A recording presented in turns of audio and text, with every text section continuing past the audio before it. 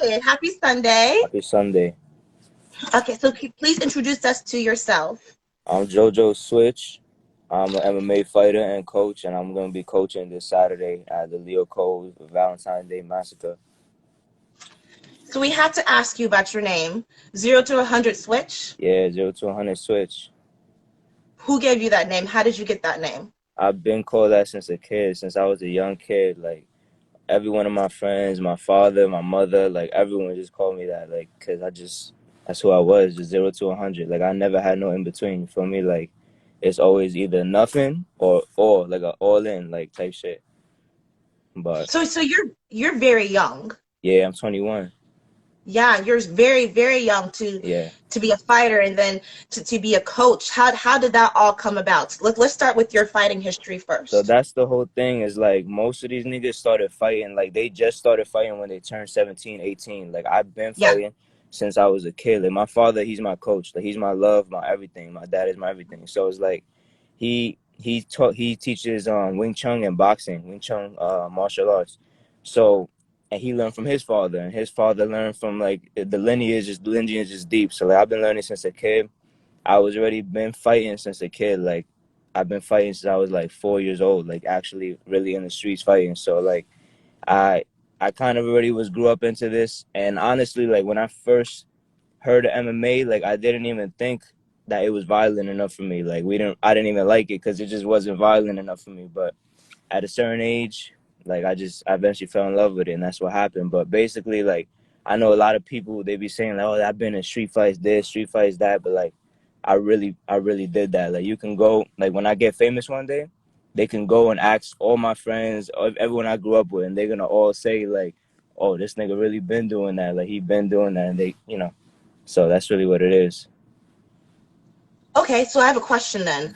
What is the difference between a street fight and then a fight in a ring? So the difference is like no rules. That's really what it is. Like so the thing is I've always been smaller. Like I'm a small dude. Like I walk around at 125 pounds. Like I don't do the weight Oh cutting. wow. I don't do the weight cutting. Like I eat the day of weigh-ins and stuff. So it's like but since I was a kid I've been doing that. So like I was always been small. Right now, like I'm pretty average height now. I'm like 5'9", but like when I was younger I was really small.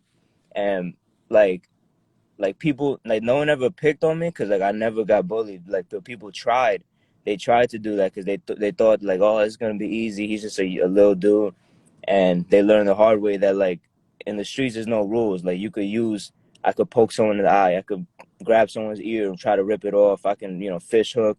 There's anything goes. You know what I'm saying? Like you can sucker punch people. Like in the cage is different. In the cage there's rules, and Yeah. it takes a lot more like confined skill to be in the cage. Like you got to have a lot more confined skill and Mm. discipline to be in the cage. But in the street is real. Like that's really what it is. That's what my father's been preaching forever. Is like the streets. Like you can really die. It's the difference between life or death, and you got to really know what you're doing. So that's pretty much Do you it. find that it becomes less fun competing because of the rules? I used to, but then I fell in love with the sport. Like then I started getting a lot of like knockouts with my left hand. Like my left hand is my baby. So it's like after that I'm like, Are you oh okay. left-handed? I'm left-handed, but I fight righty. A lot of people don't know that.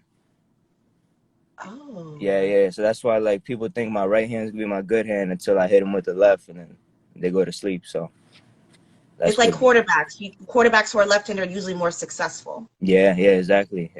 Yeah.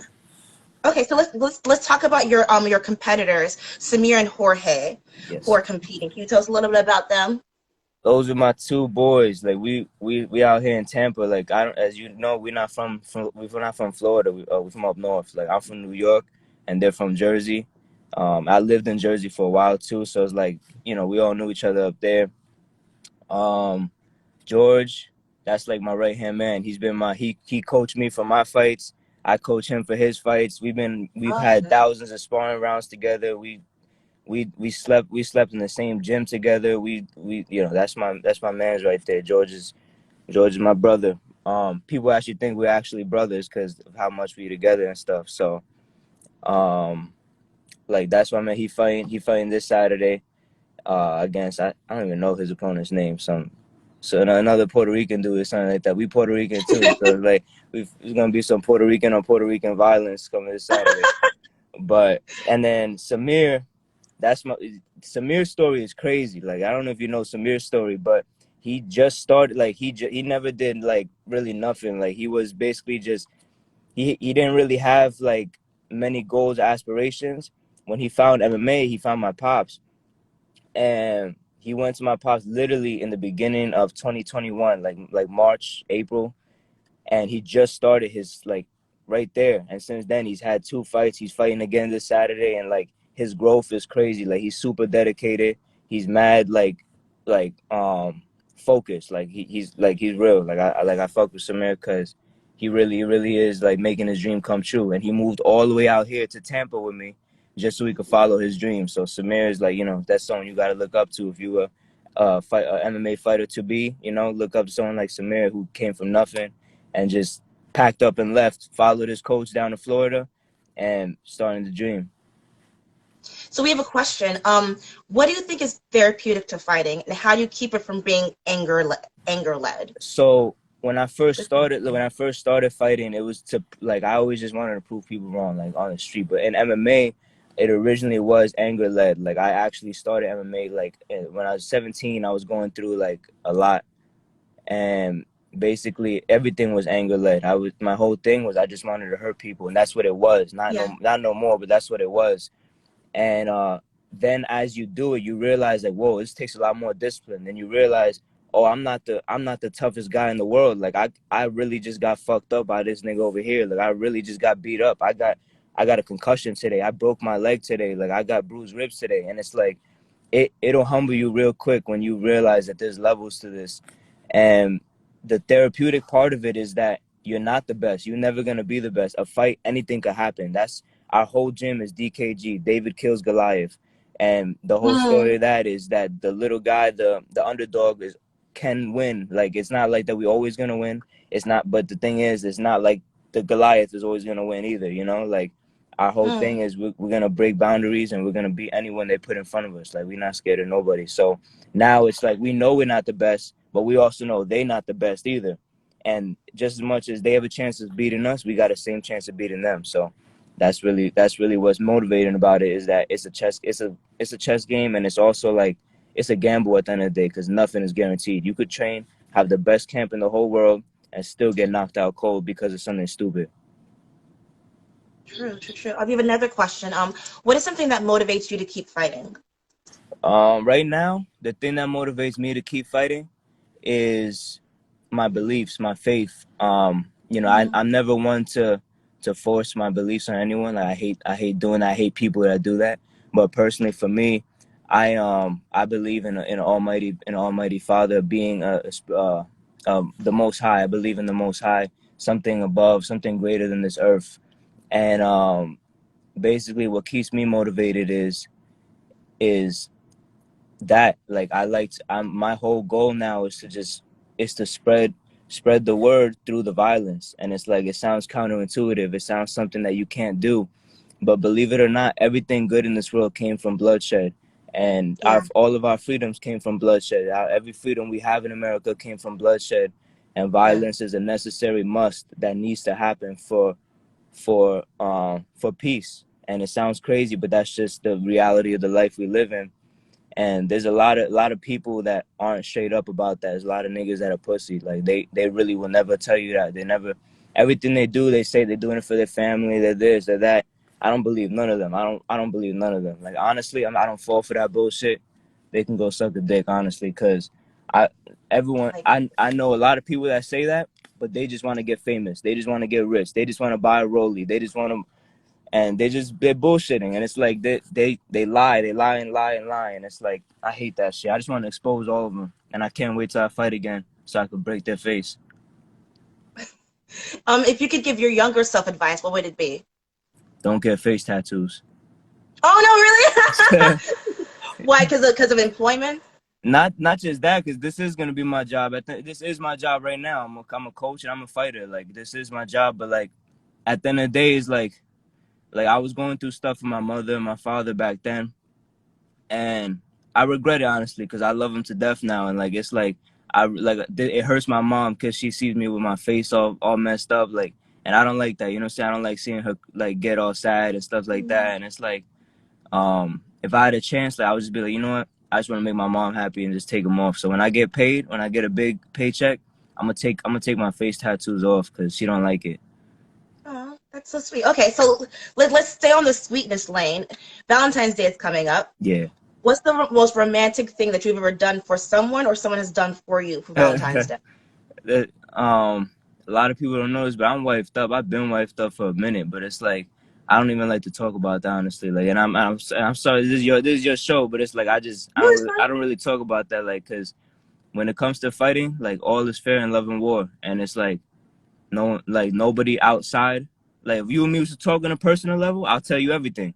But like right Uh-huh. now, there's mad people watching, and it's like I don't want none of them knowing about my love life. No, the smartest celebrities keep their relationships a secret. Yeah, facts, facts. It's very true. Do you think that love is a bit childish? No, I don't. I think love is everything. I think love in general. I love everyone. Like all my opponents, I love every person that I fucking don't like. I love them, and it's like I could break your face. I could break your clavicle bone. I could want you to be dead, but I love you. You know what I'm saying? Like, Mm-hmm. love is not just it's not just being nice. People confuse being love and nice together, and people also confuse love and infatuation together. Infatuation is more of a lustful thing. It's more of a, oh, you look good. Like I like that. Like I like the way you look type shit. But and then being nice could just me being kind and nice and all those words. But love is like it's a feeling that you can't really describe, and that's why and again with what I believe that a creator created us to be loving beings, and it's like not everything loving is like, for example, when I would fuck up when I was young, my mother would fucking hit me, right? When she hit me, I didn't look at it like she didn't love me. She did it out of love, like she wanted me to not do it again so I don't get hurt. You feel Yeah, me? Like that's love right there. Like, and I'm gonna do the same thing to my kids, and so on and so forth. And same thing when I break these guys' faces in the cage. Like when I'm back, and as you know, I think I'm injured right now, so I can't fight right now. But when I'm back and I'm breaking these guys' faces, and if they want to, if after the fight everything's cool, I love them. Like I'll tell them I love them. You know what I'm saying? Like I want them to be saved. I want them to stop with this fake ass, just this fake personality that they have. Like just be real. You feel me? Like I love them and I want them to succeed, but I still gotta break your face. And that's Speaking of fake personalities, Jake Paul, Logan Paul, yeah, yeah, Conor McGregor, even, do you yeah. feel pressure to be more of a personality rather than a fighter in order to be successful? Um, I agree with that to a certain extent. Like, remember, money can be made in different ways. I don't think you got to be an Yeah, asshole to get money. Like, you know what I'm yeah, saying? Like, you could still show love. I mean, look at someone like uh Cowboy, even someone like Wonder Boy. Let's use Wonder Boy as an example. Like he's okay. pretty successful. Like everything depends on what you consider success. Like is success having the most money in the world, or is success being content in where you at in life? And it's Yeah, I think Wonder Boy looks like he's pretty content. Like he made his whole shit off just being nice. And it's like not yeah, saying that I like doing that either. Like I don't like to be nice to people. I'm a fight, but the thing is like at the end of the day, his whole thing is being nice. He's not a dick like a lot of other people, and I think he's pretty happy. Him and his father, they're doing their thing together. I look up to that. Like I want to do that with my father. Like open up our gym together, which we are gonna be doing soon in Tampa. So stay in tune for that. We about to open up our gym over here. We really making it happen. But anyway, yeah, like I don't think so. But like someone like McGregor, like he did it. And at this point, like, yo, congrats to him. Like, he making his money, and I respect it. what do you love to do before a fight? Right before a fight, I always pray, but in general, Mhm. before a fight, I don't know. I'm so excited. Like, nothing makes me happy. Nothing makes me Yeah, happier than a fight. I just literally I can't stand still. Like, I just want to go out there and fucking hurt this guy. Like nothing makes me happier. I don't know how to explain it. Like, it's the feel. Like, ever since this injury I got. Like it's been so I've had depressing moments. I've had a lot of bad yeah, times, but because this is what I love. But it's all a yeah. humbling experience. I'm gonna be back, but I just love to just enjoy my time. Like I love to enjoy it. Like I'm really just looking forward to it. Nothing's better to me than a fight. Nothing. All right, so where can we like you, support you, stalk you, all that fun stuff? You could follow me at Real Jojo Switch, RealJojo Switch, um, on Instagram, and you could also follow the DKG MMA page, David Kills Goliath, and my father, Wing Chun Science, WING.CHUN.science, on Instagram. Like I said, he's about to move out here too. I brought the whole family down to Florida. He's moving out here next week. My mom's moving out here next week, and we about to open up a gym. And like I said, when we say something, we do it. We don't fuck around. So it's like we really doing it. And this is all last minute. We've been planning this for a while, but we just did it. And at the end of the day, you got to pull the trigger sometimes, and this is what we do. So we about Do you to. like Florida so far? I like it. I like What it. do you think It's a yourself? little cold right now. It's brick right now. It feels like New York right now, Yeah. but I like it. I like the freedom. Right now, I'm about to go. Like I told you, I had to go somewhere at 11. I'm about to go to the gun show right now. We couldn't do that in New York or New Jersey. You can't go to no gun show. So it's like I'm about to enjoy myself, enjoy my freedom. Second Amendment. And then last question, I'm gonna let you go. So right now, as a coach, do you think that your happiness comes last? No, I get happy off of like I live through my fighters. Like I live through my fight. Any fight, man. Like I said, fighting to me is better than anything in the world. Anything in this world. Like everyone knows that. Like I said, when I get famous and they start interviewing people that I grew up with, they'll tell you that I've been saying that since I was 4 years old. Like this isn't nothing new. Like I didn't just get tough. I've been tough my whole life. So and everyone will tell you that. But if you know, you know. And then but yeah, like honestly, I'm happy just being there. Like I love the whole experience. I love seeing my guys just lose it and get angry sometimes, because sometimes they're a little too nice to me in practice, and it's like, don't be nice to me. You know what I'm saying? I love them to death though. Do you miss GMAC? this Who's who's GMAC? nigga wild. Yeah, nah, that's my. Of course I miss GMAC. Of course I miss GMAC. Well, Jojo, I really appreciate your time. Thank you so much for taking your time to talk with me, and I can't wait to meet you on Saturday. Okay, Thank you. I'll homie? see you Saturday. Have a good one. You too. Thank you. Bye.